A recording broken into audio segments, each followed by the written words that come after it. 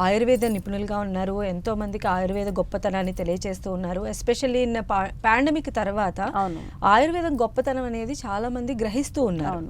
అయితే మ్యామ్, మనం చూసినట్లయితే ఈ పండుగలన్నీ కూడా మన నాగరికత మొదలైనప్పటి నుంచి కూడా మనం ప్రకృతితో మమేకమయ్యే పండుగలన్నీ చేసుకుంటూ ఉన్నాం. సో అయితే ప్రతిదీ కూడా ప్రకృతి నుంచి వచ్చే దాంతోనే సెలబ్రేట్ చేసుకుంటూ ఉన్నాం కదా. అయితే మనం దీనిని కొత్త సంవత్సరాది అని కూడా పిలుస్తారు. అయితే మనకి ఇంగ్లీష్ న్యూ ఇయర్ వచ్చేసి December 31, Jan 1 చేసుకుంటాం. కానీ దాని తర్వాతే మనకి కొత్త సంవత్సరం రాకుండా ఈ మార్చ్ ఎండింగ్లోనూ ఏప్రిల్ స్టార్టింగ్లోనూ ఇలా రావటాన్ని అసలు మనం ఎలా చూడాలంటారు? దీని వెనుక ఉన్నటువంటి ఋతుచక్ర రహస్యం ఏంటండి? అంటే మన పెద్దవాళ్ళు ఏంటంటే మనకి కాలాన్ని 6 ఋతువుల కింద విభజించారమ్మ. శిశిర ఋతువు, హేమంత ఋతువు ఇలా అనమాట. సో ఇవన్నీ 6 ఋతువుల కింద విభజించారు. సో ఒక్కొక్క ఋతువుకి కూడా ఒక్కొక్క ఋతుచర్య పాటించాలని ఆయుర్వేదంలో చాలా స్పష్టంగా చెప్పారు. అంటే గ్రీష్మ ఋతువుల్లో కొన్ని రకాల ఆహారాలు తీసుకోవాలి, కొన్ని రకాల ఆహారాలు తీసుకోకూడదు. అలాగే వర్ష ఋతువుల్లో కొన్ని రకాల నియమాలు పాటించాలి, కొన్ని రకాలు వదిలేసుకోవాలన్నమాట. సో ప్రతి ఋతువులో కూడా అలా స్పెసిఫిక్గా చెప్పారు. సో ఋతువుకి మధ్యలో ఋతు సంధి అని ఉంటుంది. అంటే ఈ ఋతువులో 7 రోజులు, ఆ ఋతువులో 7 రోజులు కలిపితే ఋతు సంధి. ఇప్పుడు మనం ఋతు సంధిలో ఉన్నాం. అదేంటంటే శిశిర ఋతువు నుంచి వసంత ఋతువులోకి వెళ్తున్నాం కాబట్టి ఋతు సంధి అంటారు.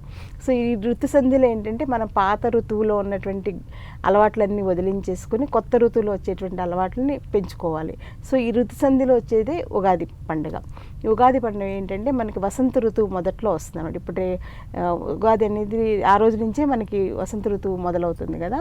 ఈ వసంత ఋతువులో కొన్ని మంచి మంచి గుణాలు ఉన్నాయి. అవన్నీ కూడా మనం తెలుసుకోవాలి. చక్కగా ప్రకృతి అంతా కూడా కొత్తగా శిశిర ఋతువులో ఆకులన్నీ రాళ్ళు చేసుకుని కొత్తగా ఆకులు, వాటితో పాటు పువ్వులు, మామిడి పూత, పిండి ఇవన్నీ కూడా వస్తూ ఉంటాయి. అలాగే కోయిలలు కూడా మామిడి చెట్టు మీద ఉండి చక్కగా కూస్తూ ఉంటాయి. వేప చెట్లన్నీ పాత ఆకులన్నీ వదిలేసేసి చక్కగా గ్రీన్ కలర్లో మంచి ఆకులు ఫ్రెష్గా మెరుస్తూ వాటితో పాటు తెల్ల తెల్లని పువ్వులు. ప్రతి వేప చెట్టు ఎంత అందంగా ఉంటుందంటే అసలు వేప చెట్టు ఇంత అందంగా ఉంటుంది అనిపిస్తుంది ఈ ఋతువులో. అలా ప్రతి మొక్కలు కూడా పాతవన్నీ వదిలేసేసుకుని కొత్త ఆకులు, కొత్త పువ్వులతోటి శోభాయమానంగా ఉంటుంది వసంత ఋతువు. సో ఈ ఋతువు నుంచే మనకి కొత్త సంవత్సరాది అనేది స్టార్ట్ అవుతుంది. ఎందుకంటే ఈ ఋతువులో మనకి ఒక రకమైన చలి నుంచి మనం బయటపడుతూ నెమ్మదిగా వేడిలోకి వెళ్తూ ఉంటాం అనమాట. సో ఈ వేడిలోకి వెళుతూ ఉండే టైంలోనే మన కొత్త సంవత్సరాది అని చెప్పేసి మన వాళ్ళు పెట్టారు.